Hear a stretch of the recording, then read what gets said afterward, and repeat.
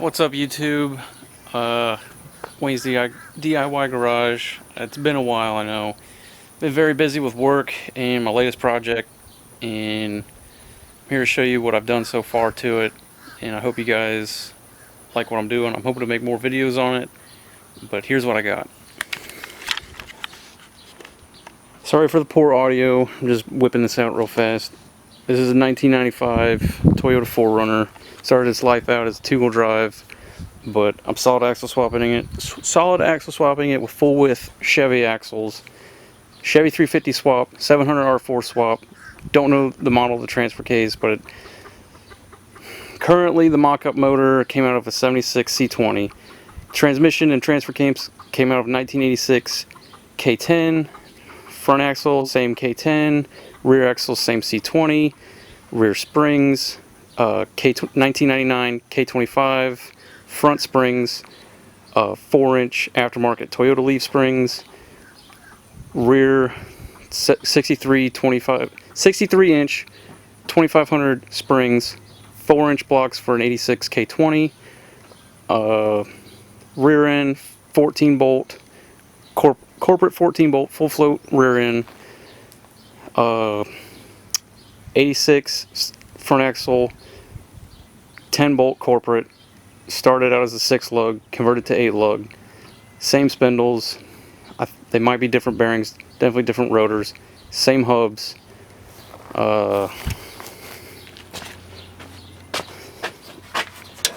Here's looking at the motor. I like where it sits currently. I'm gonna have to cut and fab all sorts of stuff for a core mount.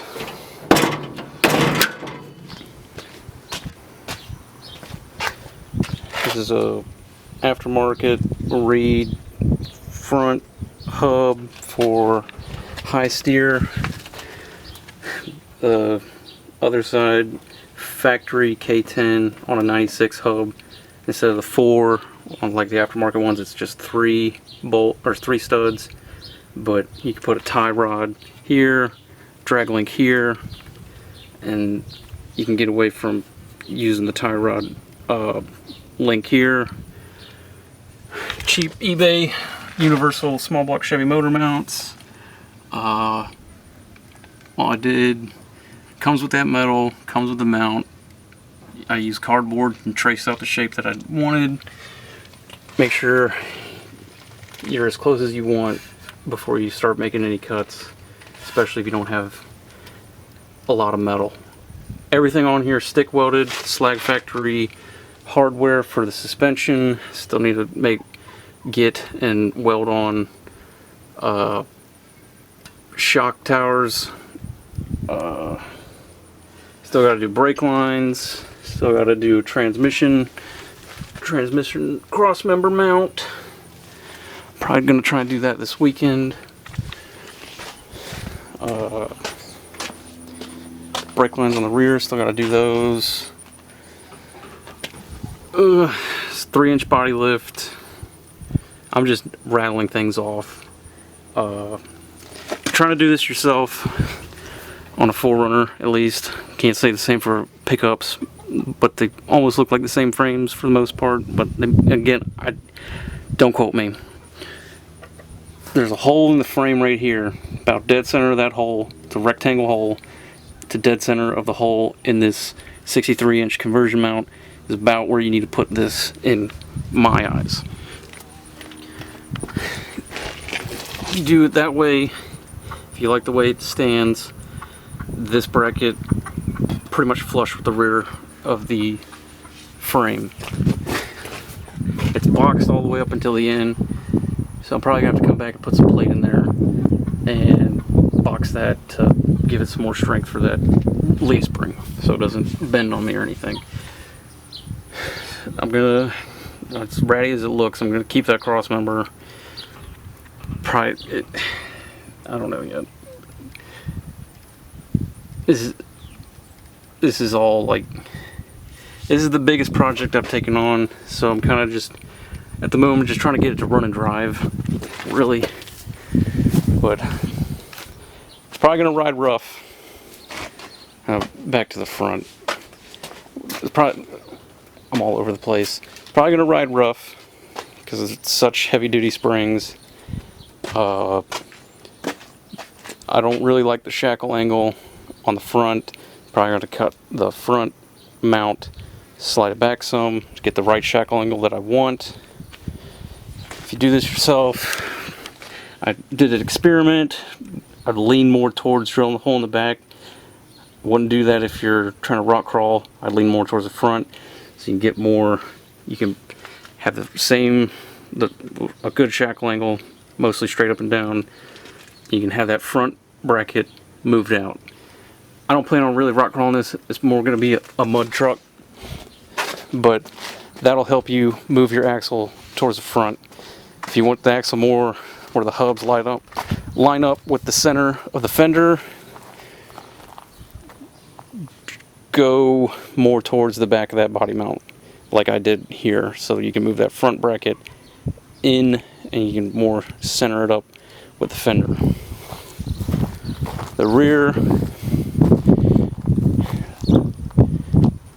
kinda is not center, it's kinda more towards the back, but when I build a bumper, should work out fine, give me more clearance from the front so I don't have to hack into any of the body, and just build a bumper to curve as tight up as possible to the body so I don't have to cut any of the body, because the body where the door is lower than the body where the bumper is supposed to be.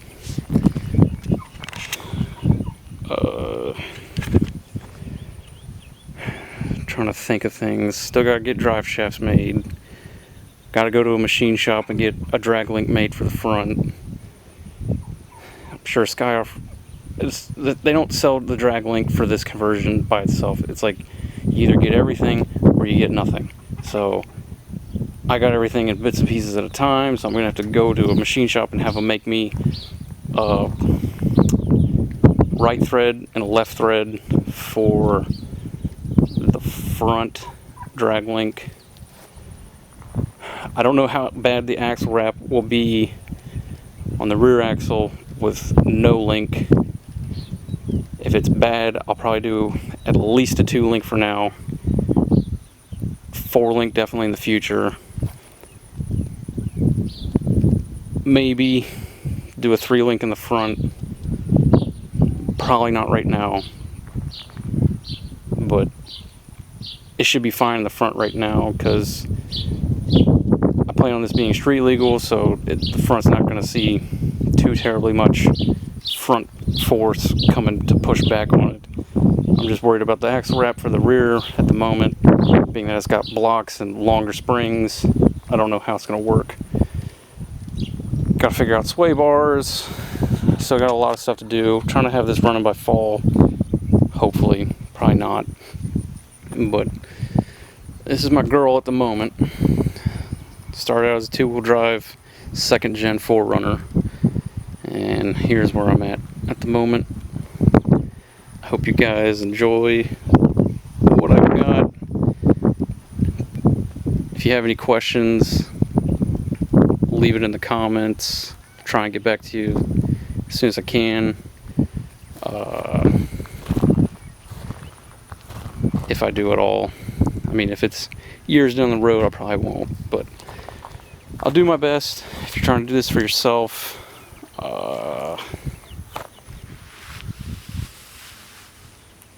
that's pretty much what I've got.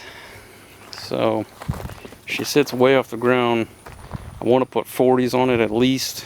I think it's got 31s right now, and whatever 265 is metric.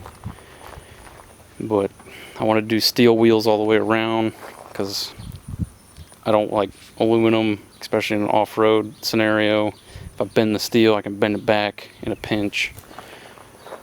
But this isn't going to be some show truck, but it'll be showy-ish, but this is going to be a mud bug, so